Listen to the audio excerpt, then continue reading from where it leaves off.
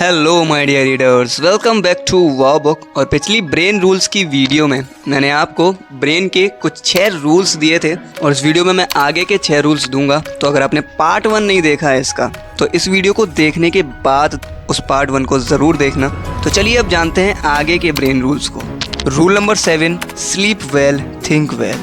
अपने ब्रेन को हेल्दी रखने के लिए हमें अच्छी नींद लेना बहुत ही ज़रूरी है। क्या आपको पता है, जब हम सोते हैं तो हमारी बॉडी खुद को 80% तक हील कर देती है। हमारे ब्रेन में दिन भर में हज़ारों थॉट्स आते हैं और इनमें से कुछ थॉट्स ऐसे होते हैं जो बड़े ही नेगेटिव होते हैं और उन नेगेटिव थॉट्स को या फिर उस कचरे को हमारे ब्रेन से निकालना बहुत ही ज़रूरी होता है। इसलिए जब आप सोते हो तो आपका ब्रेन इन सभी नेगेटिव थॉट्स और कचरे को आपके दिमाग से निकाल देता है और आप बड़ा ही रिफ्रेश महसूस करते हो। आपने देखा होगा कि जब आपका किसी के साथ झगड़ा हो जाता है या फिर आपका मूड खराब हो जाता है तो आप बड़ा ही दुखी हो जाते हो और बड़े ही चिड़चिड़े होने लगते हो। लेकिन जैसे ही आप अगले दिन सोकर उठते हो तो आप बड़ा ही अच्छा महसूस करते हो और आपका दिमाग एकदम रिफ्रेश हो जाता है, क्योंकि नींद के दौरान आपका ब्रेन आपके सारे बुरे विचारों को साफ कर देता है और आप बड़ा ही फ्रेश महसूस करते हो। सोते समय हमारे ब्रेन में नए नए न्यूरॉन्स बनते हैं जो हमारे ब्रेन की परफॉर्मेंस को ठीक कर देते हैं और हम अच्छे से किसी भी काम को कर पाते हैं और हमारा ब्रेन पहले से बेहतर हो जाता है। लेकिन जो लोग लेट सोते हैं या फिर ठीक से नींद नहीं लेते हैं, उनके ब्रेन की एबिलिटी कम हो जाती है और वो लोग बड़े ही गुस्सैल और चिड़चिड़े होने लगते हैं। ऐसे लोगों को एंजाइटी और डिप्रेशन भी होने लगता है और डिमेंटिया यानी याददाश्त की कमी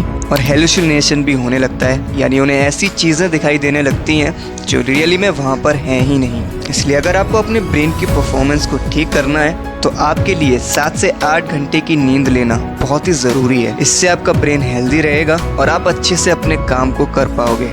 rule number 8, stress is not good for your brain. क्या आपको पता है कि हमारा ब्रेन सिर्फ 30 सेकंड तक के स्ट्रेस को ही झेल सकता है और ये लंबे समय तक के स्ट्रेस को झेलने के लिए बना ही नहीं है। पुराने समय के लोग जो थे ना, वो ज़्यादा स्ट्रेस लेते ही नहीं थे। यहाँ तक कि अगर उनके पास कोई शेर भी आ जाए ना, तो उनके पास सिर्फ 2 ही ऑप्शन रहते थे, या तो वो शेर उन्हें खा जाएगा या फिर वो वहाँ से भाग जाएंगे। और ये सारी चीज़ें सिर्फ 30 सेकंड में ही हो जाती थी, इसलिए उन्हें कभी भी ज़्यादा स्ट्रेस लेने की ज़रूरत पड़ी ही नहीं। और यही वो कारण है जिसकी वजह से हमारा ब्रेन ज़्यादा स्ट्रेस को झेलने के लिए कैपेबल बन ही नहीं पाया। लेकिन आज के समय में हर किसी को स्ट्रेस है, चाहे वो पढ़ाई का हो, काम का हो, फैमिली का हो या फिर किसी और चीज़ का। आपको हर जगह कोई ना कोई ऐसा ज़रूर मिल जाएगा जिसको स्ट्रेस होगा। लेकिन स्ट्रेस हमारे ब्रेन के लिए बिल्कुल बेकार है, या यूँ कहो कि बिल्कुल सही नहीं है, क्योंकि स्ट्रेस लेने से हमारे बहुत से न्यूरॉन्स जल्दी मर जाते हैं, जिससे हमारी मेमोरी पावर और इंटेलिजेंस पर बहुत ही बुरा असर पड़ता है। हम किसी भी काम को पूरे फोकस के साथ नहीं कर पाते हैं, जिससे हमारा ब्रेन और स्ट्रेस लेने लगता है और हमारे ब्रेन की तो बैंड ही बच जाती है। इसलिए जितना हो सके उतना स्ट्रेस से दूर ही रहो। किसी भी चीज़ की चिंता ज़्यादा मत करो। हाँ, थोड़ी सी चिंता ठीक है, लेकिन ऐसा नहीं है कि आप उसके बारे में सोचते ही रहो। हम इंसानों की लाइफ बड़ी ही छोटी है, इसलिए इसे खुशी से बिताओ और हमेशा खुश ही रहो। Rule number 9, sensory integration.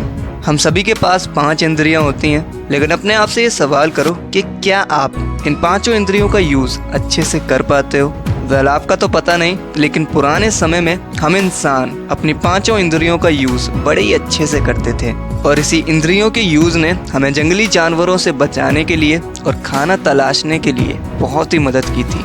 Leonardo da Vinci भी जीनियस इसीलिए ही बन पाए थे क्योंकि उन्होंने अपनी 5 इंद्रियों का यूज़ बड़े ही अच्छे ढंग से किया था। अब देखो दोस्तों, हमारा ब्रेन एक बार में कई इंद्रियों के माध्यम से इंफॉर्मेशन को कलेक्ट करने के लिए ही बना है और इसमें ये बहुत ही माहिर होता है, क्योंकि जब हम एक समय में कई इंद्रियों को एक्टिवेट कर देते हैं ना, तो इससे हमारी काम करने की पावर बढ़ती है और हमारी ब्रेन पावर भी इंक्रीज होती है। और इसी वजह से आपने ये देखा होगा कि जब आप कोई बुक पढ़ते हो तो बुक में जो लिखा हुआ है वो आप अच्छे से याद कर पाते हो, लंबे समय तक याद रख पाते हो एज़ कम्पेयर टू बुक को सुनने में। क्योंकि जब आप बुक पढ़ते हो तो आपके ज़्यादा सेंसेस एक्टिवेट रहते हैं, लेकिन जब आप बुक को सुनते हो या फिर ऑडियो बुक सुनते हो तो उस वक्त आपका सिर्फ एक ही सेंस ऑर्गन एक्टिवेट रहता है। इसलिए अगर आपको अपने दिमाग को तेज़ करना है, अपने ब्रेन की पावर को इंक्रीज़ करना है, तो अपने 5 सेंस ऑर्गन का इस्तेमाल करते रहो और इन्हें ज़्यादा से ज़्यादा एक्टिव ही रखो। Rule number 10, our visual senses is the strongest. हमारी सभी इंद्रियों में ना दृष्टि यानी विजन सबसे ज़्यादा स्ट्रॉन्ग होती है। हम इंसान देखी हुई चीज़ों को ज़्यादा अच्छे से याद रख पाते हैं बजाय सुनी हुई चीज़ों के। आप अपनी क्लास के बच्चों के चेहरे याद रख पाते हो, लेकिन उनके नाम आप शायद भूल जाते हो। और अगर वो लोग कुछ साल आपसे ना भी मिले तो आप उनका नाम तो भूल जाओगे, लेकिन आपको चेहरे ज़रूर याद रहेंगे। ऐसे ही आपने देखा होगा कि किसी भी स्टोरी को पढ़कर आप भूल जाते हो, लेकिन अगर उसी स्टोरी पर कोई फिल्म बना दी जाए, कोई मूवी बना दी जाए, तो उसका एक एक सीन आपको याद रहेगा, है ना। अब ज़रा सोचो, अगर मैथ्स का टीचर आपको बोलकर फॉर्मूले याद कराएगा या फिर बोलकर क्वेश्चन को समझाएगा, तो क्या आपके कुछ पल्ले पड़ेगा या फिर क्या आपको कुछ समझ में आएगा। लेकिन जब वही टीचर बोर्ड पर लिखकर समझाता है तो आप उसे अच्छे से समझ पाते हो और तभी आपको वो अच्छे से समझ में आता है। अब अगर मैं आपसे एक कार को इमेजिन करने के लिए कहूँ तो आपके दिमाग में क्या आएगा? एक कार की इमेज आएगी ना, टेक्स्ट तो नहीं आएगा। वेल क्यों? क्योंकि हम इंसान इमेजेस को या फिर देखी हुई चीज़ों को ज़्यादा अच्छे से याद रख पाते हैं एज़ कम्पेयर टू लिखी हुई चीज़ों के या फिर सुनी हुई चीज़ों के। हम सभी किसी इमेज को लंबे समय तक याद करने में बहुत माहिर होते हैं। यानी कि लोग जब इन्फॉर्मेशन को सुनते हैं ना तो सिर्फ 10% ही 3 दिन के बाद याद रख पाते हैं, लेकिन जब हम उस इन्फॉर्मेशन को विजुअल और ऑडियो के साथ देखते हैं तो वही इन्फॉर्मेशन हमें 65% तक याद रहती है। और इसी चीज़ को पिक्चर सुपीरियॉरिटी इफेक्ट भी कहा जाता है। ये नियम कहता है कि हमारी विजुअल सेंस हमारे किसी भी दूसरे सेंस से सबसे ज़्यादा स्ट्रॉन्ग और इन्फ्लुएंसर है, जो हमारे ब्रेन में सबसे ज़्यादा इन्फ्लुएंस क्रिएट करती है। तो इसलिए अपनी ब्रेन पावर को इंक्रीज करने के लिए या फिर अपनी मेमोरी पावर को बढ़ाने के लिए चीज़ों को हो सके तो ज़्यादा देखकर याद करो, ना कि सुनकर।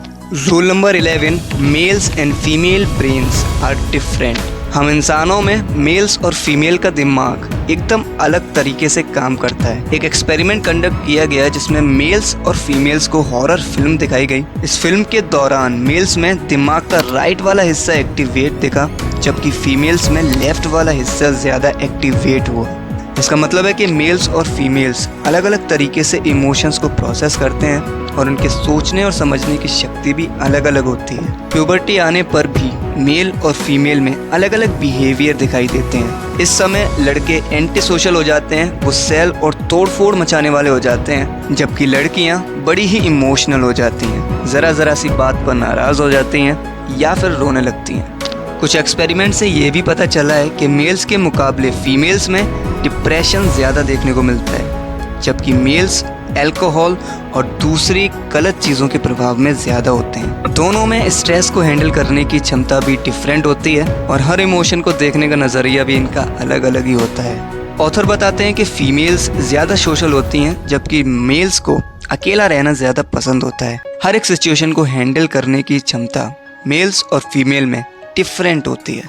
अब इससे आप ये समझ जाओगे कि आपके ब्रेन की साइकोलॉजी कैसी है और आप इसका कैसे अच्छे से यूज़ कर सकते हो। Rule number 12, we are powerful natural explorer. हम इंसानों का ब्रेन चीज़ों को एक्सप्लोर करने के लिए ही बना है। बचपन में हमारे ब्रेन में बड़ी ही क्यूरियोसिटी होती थी। हम हर चीज़ पे सवाल पूछते थे, हर चीज़ को तोड़ फोड़ कर देखना चाहते थे, हर चीज़ को एक्सप्लोर करना चाहते थे। लेकिन जैसे जैसे हम बड़े होते गए, स्कूल और कॉलेज वालों ने हमारी सारी क्यूरियोसिटी ही मार दी। उन्होंने हम पर पका पकाया सिलेबस और ज्ञान थोप दिया।